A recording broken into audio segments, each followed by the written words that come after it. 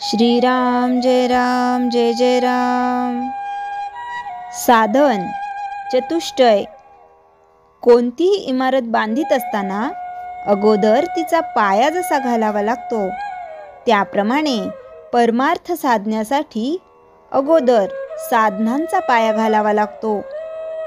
शास्त्राने 4 प्रकारचे साधन सांगितले आहे। प्रथम, नित्यानित्य वास्तुविवेक करावा।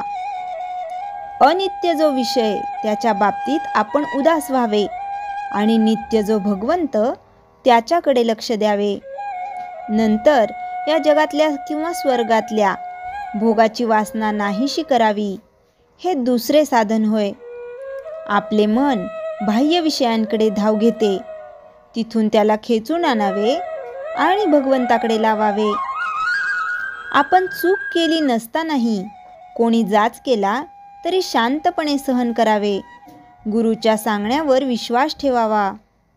हर्ष विषाद न मानता संतोषाने राहावे, हे तिसरे साधन होय। शेवटी भगवंताच्या भेटीची किंवा सद्गुरूंच्या भेटीची खरी तळमळ लागावी। ही सर्व साधन सामग्री असेल तरच साधकाला ब्रह्मदर्शन घडेल। ब्रह्मदर्शन होण्यासाठी कडकडीत वैराग्य असावे लागते। पैशाचा लोभ पूर्णपणे गेला पाहिजे। मनामधली काम वासना पूर्णपणे गेली पाहिजे। मोहाला बळी न पडता कामा। नुसता प्रपंच चांगला करणे हे काही मनुष्य जन्माचे ध्येय नव्हे। जनावरे देखील आपापला प्रपंच करतातच।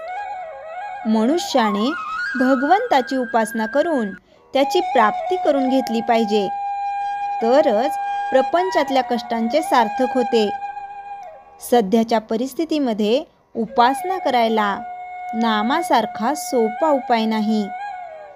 खरोखर भगवंताच्या नामामध्ये फार मोठे सामर्थ्य साठविलेले आहे।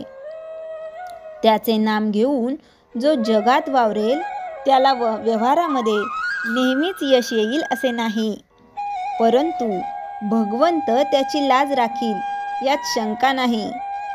प्रपंचातले यश आणि अपयश या तात्पुरत्या गोष्टी आहेत। भगवंताच्या अनुसंधानाला खरे महत्त्व आहे। रामाच्या इच्छेनेच आपल्याला सुखदुःख भोगावे लागते, पण हे आपल्याला सर्वांच्या शेवटी आठवते, म्हणून सुखदुःख बाधते। म्हणून आपण सुरुवातीपासूनच रामाची इच्छा लक्षात ठेवून वागू। यासाठी त्याच्या नामाची गरज आहे। प्रपंचाची तऱ्हा अशी असते की आज सुख झाले म्हणून जरा बरे वाटले की लगेच उद्या दुःखाचे ताट पुढे आणून ठेवलेले असते। म्हणून एका डोळ्यात सुखाचे अश्रू तर दुसऱ्या डोळ्यात दुःखाचे अश्रू ठेवून माणसाने प्रपंचात वागावे।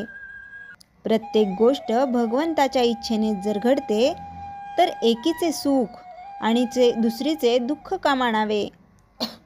शहाण्या माणसाने आपले चित्त भगवंताच्या नामात गुंतवून ठेवावे आणि बरा वाईट जसा प्रसंग येईल त्यात सामील होऊन जावे।